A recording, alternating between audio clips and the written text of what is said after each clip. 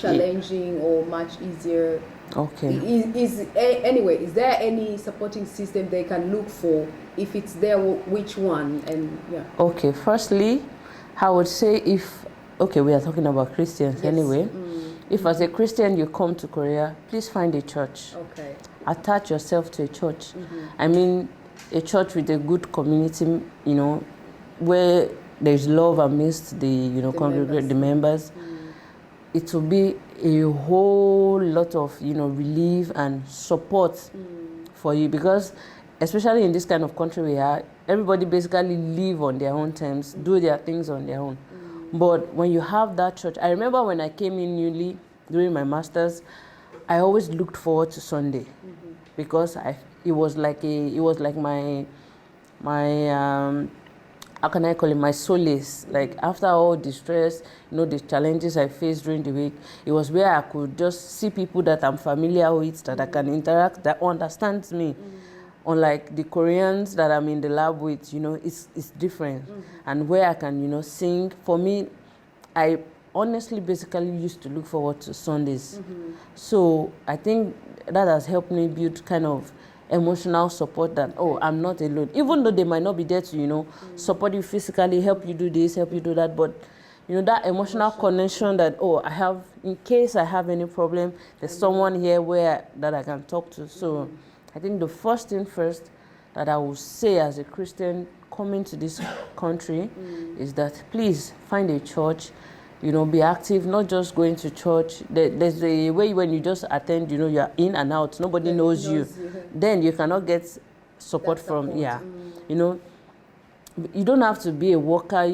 Not everybody has the talent to do one thing or the other in the church, but just being present, interacting with people, hello, greeting people, it makes them, know you, connect with you. So just please find a church when you're here, connect with the members, and you'll get that support you need.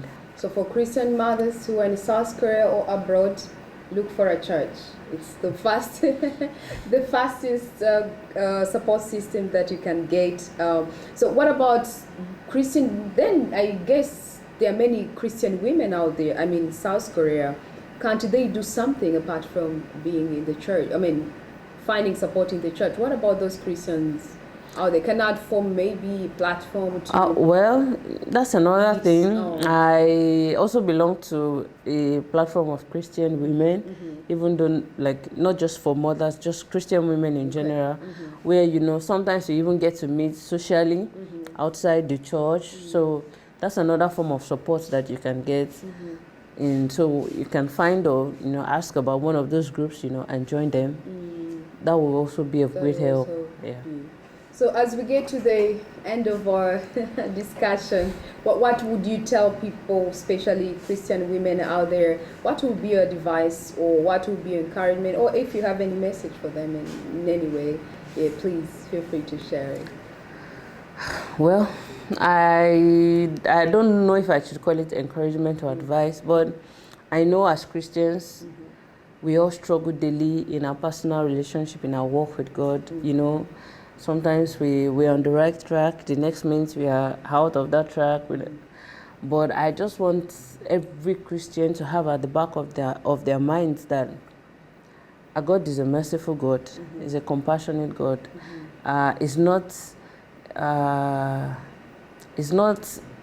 God that casts away anyone based on whatever sin you feel you might have committed. If you fall 20 times and you go back to him 20 times, he will welcome you 20 times. So I would say, don't let us have that sin consciousness on our minds, like, I've done this, then I think I'm not worthy to be in this fold again.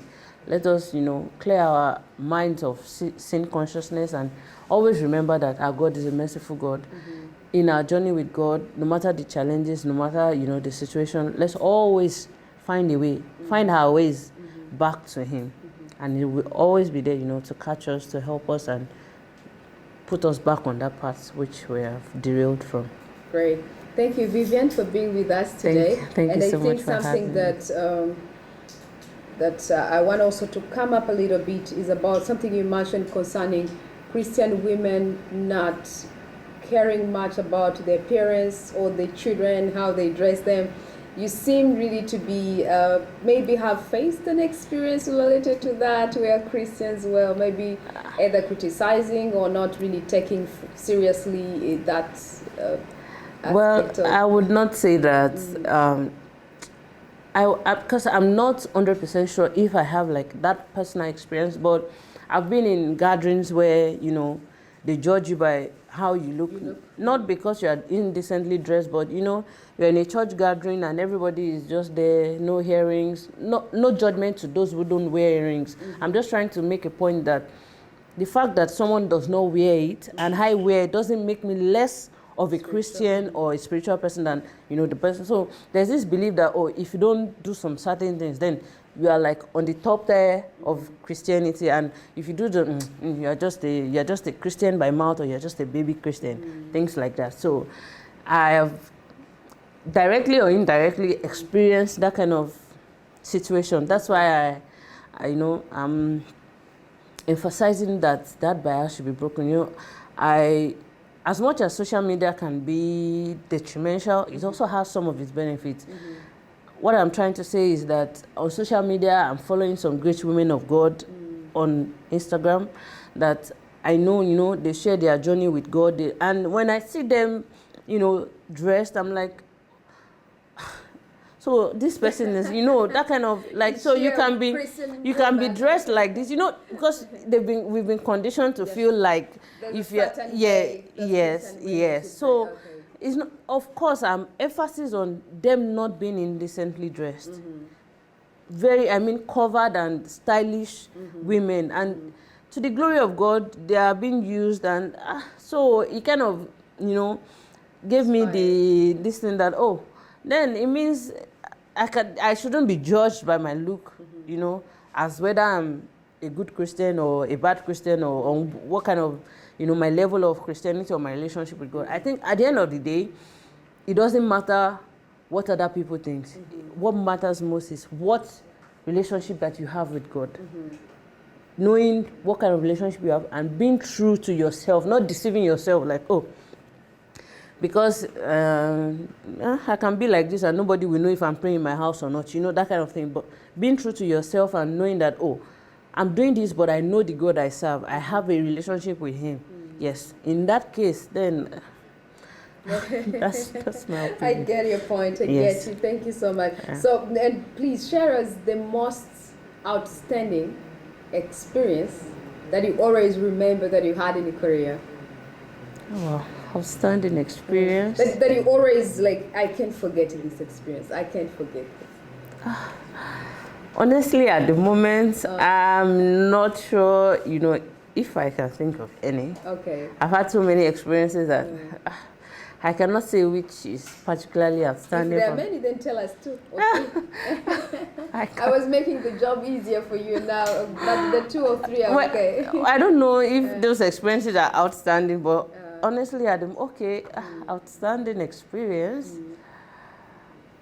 I'm not so sure, honestly, but maybe I could say giving birth in Korea is kind of, I don't know if it's an outstanding experience, but it's an experience because, you know, I've not had a child anywhere else, and having the child in this kind of system where, you know, you give birth to your child and you're not, the child is taken away from you, unlike what we know back home where you have to bond with the child. But here, well, I think it's kind of an outstanding, thinking about it, it's outstanding, because here when you have your child, the child is taken away to the nursery for about a few days before you get to, you know, old or mix with the child. So it's one of those experiences that I've had that is kind of different from what I've heard or what I've seen where I'm coming from. Okay, that's great. And as a PhD student, a mother and a wife, how do you handle it?